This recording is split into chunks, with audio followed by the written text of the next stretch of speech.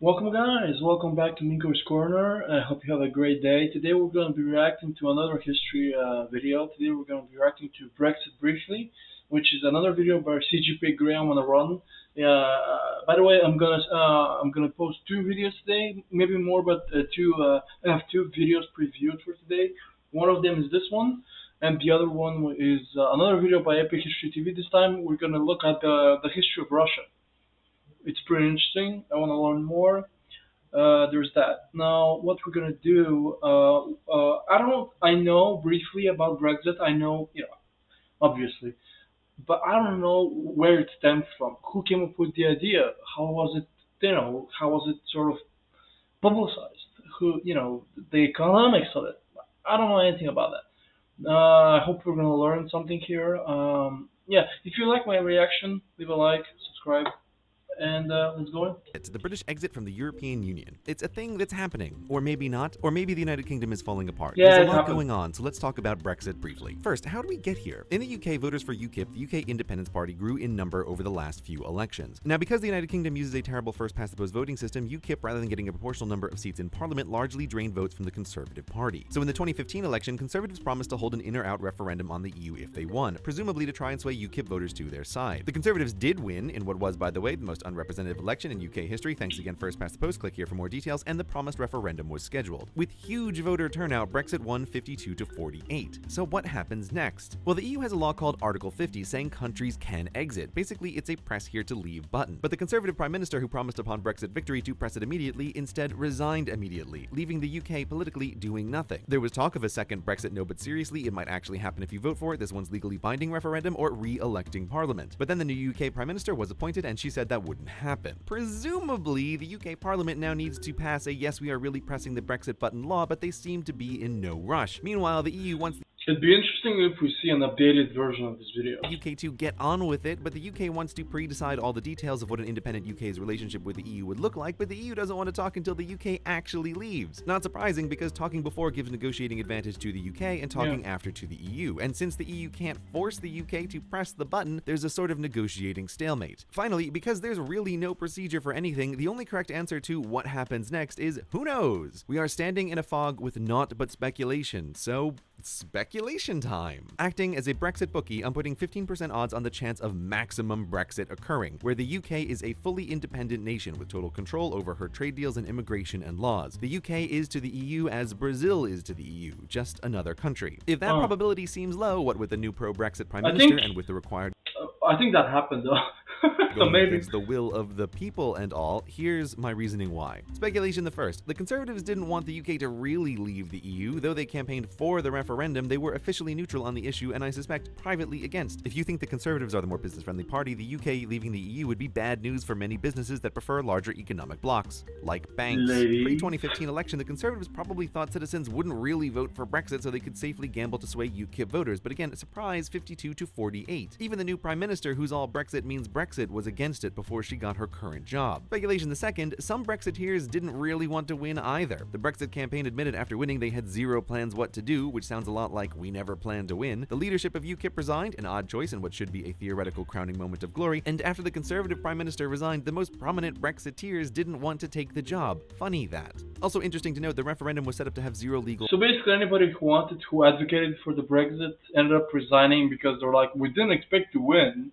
We're like, it was a nice slogan and all, but power, something all the parties agreed on beforehand. It was essentially an opinion poll, though not at all marketed that way to voters. All this is to speculate the majority of people in power do not want Brexit I recognize the flag. City of London. Could Hey, just totally ignore the vote and still go watch my video. There's no way that. that doesn't look horrifically undemocratic. But while Brexit was sold on the idea of a stronger independent Britain, the international markets and national economy have strongly disagreed, and the geography of the vote have indicated it might not be the whole of Britain leaving. After the vote, Scotland immediately said that if the UK leaves the EU, Scotland isn't coming. She voted to stay, so she will. If maximum Brexit occurs, I put 97% odds on Scotland leaving the UK and staying with the EU. 5 years later, leaves, I give 45% odds of Northern Ireland leaving as well, rejoining Ireland. And crazy as it sounds, if Scotland and Northern Ireland leave, I'll actually put 5% odds on London leaving England and becoming an independent city-state in the EU, which would be kind of awesome, because who doesn't love city-states? This would leave England and Wales on their own, and of course, while it's possible they do just fine, there are plenty of comparable independent nations. The international capital markets have already said do not want to just the Yeah. UK leaving as a None whole, of so that I wouldn't happened. bet on it being a rosy future, and it's probably Brexit, not something you many know, Brexit voters would was have picked for it successful. on the referendum. But even ignoring the breakup of the union, when thinking about the likelihood of maximum Brexit, on one side are the majority of people who voted for it, and on the other side are the businesses and the politicians, even I speculate many who pretend to be for it. The Of course. politics of power here is why I give such low odds. I mean, politicians are basically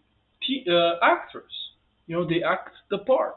I'm not saying everybody. It's a huge generalization.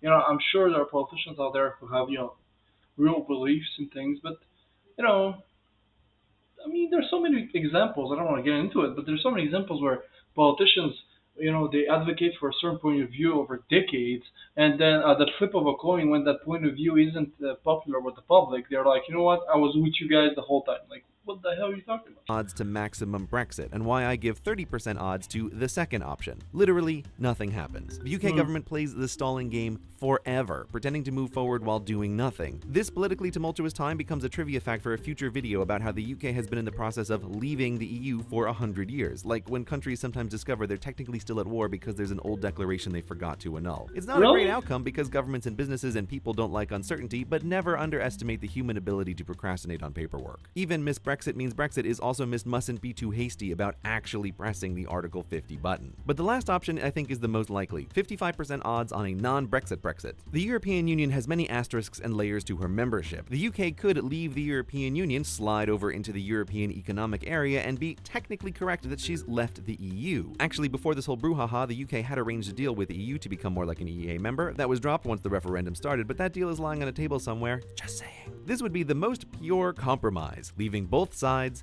unhappy. Nothing Brexit voters actually cared about would change. Immigration, EU membership fees, and binding EU laws, all this would remain the same. The only thing different would be the UK giving up all her representatives in the EU Parliament, so she would No, have zero influence on EU laws she would still have. I think the UK, from what I know, is truly out from the EU.